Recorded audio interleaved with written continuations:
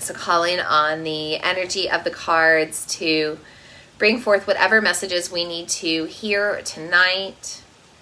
Thank you for letting me be a channeler of these cards. Let me be a divine clear vessel for anything that needs to move through. So tonight with this new moon in Cancer, I have pulled 3 cards. I've pulled a past, present, and future card. Our past card is pulled for reflection and wisdom. Our present card is pulled for guidance, especially for this lunar cycle in Cancer or this new moon. So over the next 28 days and this present moment right now.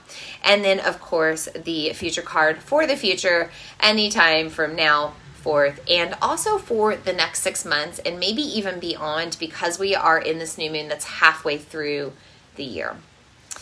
So for the first card, our past card, I pulled the beautiful Queen of Coins. I'm tongue-tied tonight, guys. Sorry. So by the way, I wanted to mention I'm pulling from the Tarot of the Divine.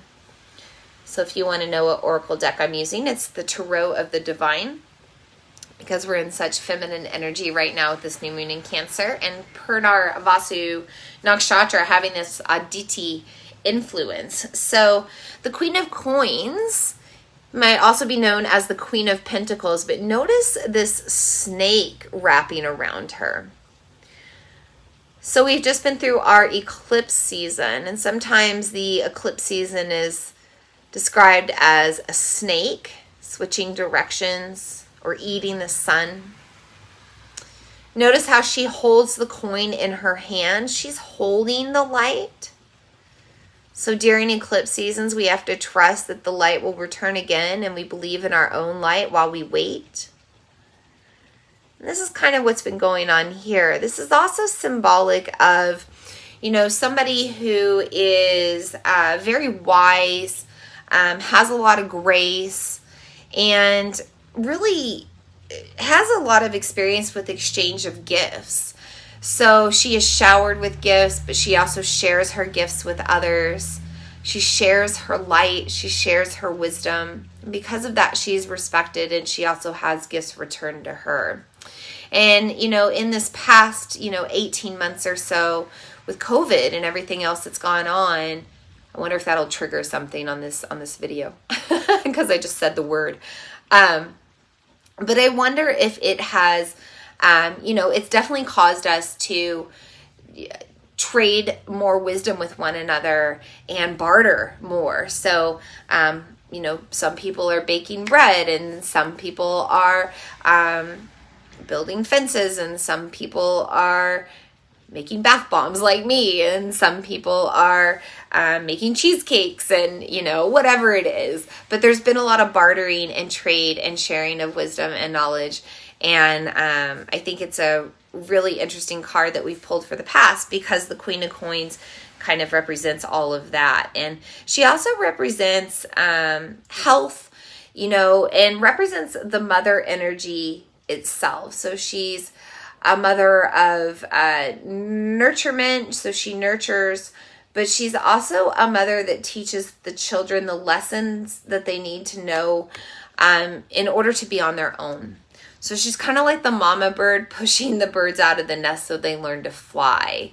And I think that Mother Earth has definitely done us that lesson over the past 18 months. We have been pushed to learn how to fly. We've been pushed to learn how to evolve and change and rise higher for the frequency of the greater good. And during that time, we've been held with a little bit of grace, and we've had to find our own light, our own wisdom, and our own faith that the light will return again in order to have this resiliency to continue to be sovereign over our life and rule our life, and kind of trust in holding that positivity for the future.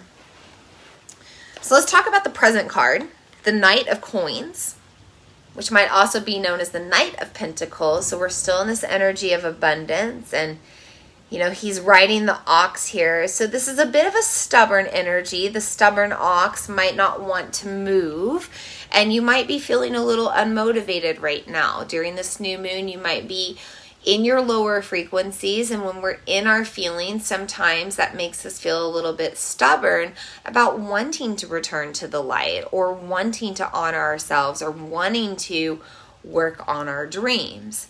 So the Knight of Coins reminds us that if we're in this moment where we don't want to do anything, then at a minimum, we need to find gratitude for where we are. Coins are a sign of abundance. He's holding this coin, right? Look at all of this light. So, you know, this coin around the bull's horns reminds us to root in to this earthly experience. This could be also Taurus, which is the sign of Earth or Mother Earth. And to see the gold in the present, the gold in this life, the gold in this experience that we're having right now. And maybe even the wisdom and the gold of our feelings and the things that are coming up. So right now, during this present time, during this new moon, and during this lunar cycle, maybe just over the next few days during this new moon portal, this is a time to root in, to appreciate what you have, to find gratitude for everything that you're surrounded with.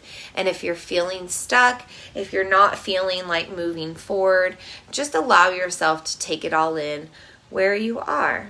Relax, rest, nurture yourself, just as the mother energy of Cancer would want you to do. Oh, and then finally for the future, we've got the Queen of Swords. There she is. She's got that machete. The Queen of Swords could be interpreted a couple of different ways. As we move into the future, we've got to set strong boundaries. Very clear boundaries, okay? And we've got to make quick decisions to sever the things that weigh us down or pull us back or hold us into lower frequency. And I think this is a really interesting card that we're pulling as well, because I think it really is this Aditi energy, this return of the light. I kind of see this as Kali, the Queen of Swords, reminds me of Kali Ma. And Kali Ma is the great goddess that was called upon to destroy kind of these demons when none of the gods or anybody else could do it. You know, they had to call on the ultimate goddess to, you know, find that energy to get rid of this whatever wasn't serving. And so Kali Ma was birthed out of that, and then she went on this rampage and she killed the demons and she killed everything else. She was so angry about these demons taking over the world, and was kind of a little bit angry that she had to handle it all and nobody else could do it. So she's just in a whirlwind and she's going nuts. And then all of a sudden, she gets in front of her consort, Shiva, or her lover, and Shiva just lies down in front of her.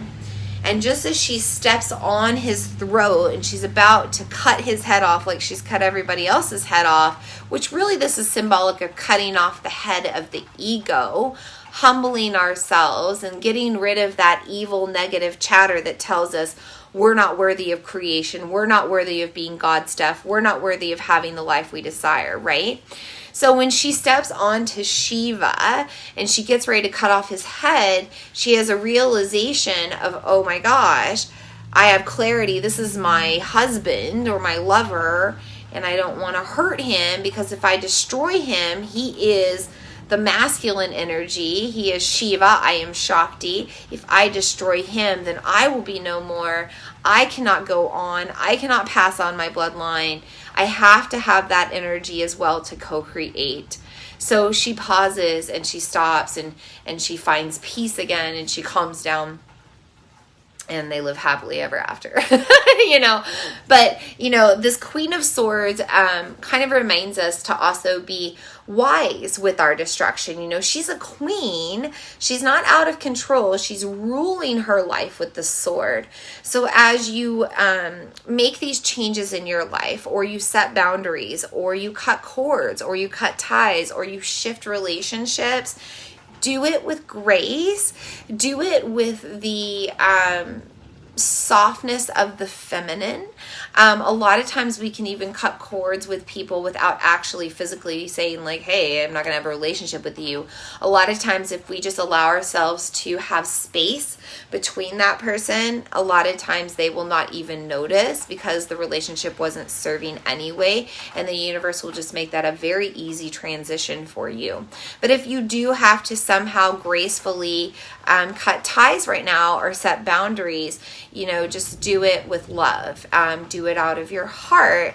Do it with that mother goddess light energy. Do it with light. Don't do it with the darkness. As we move on through this lunar cycle, there will be a return of the light. So we're reminded to embrace that light within us in all of our actions moving forward. And also to be reminded that the more that we do cut these ties and the more that we make these decisions with ease, the more that light will grow with ease, and the more we really will start to gain sovereignty over our life, and we'll no longer have to really make those tough decisions in the future because we'll just have this kingdom that we're ruling over with peace and grace and ease.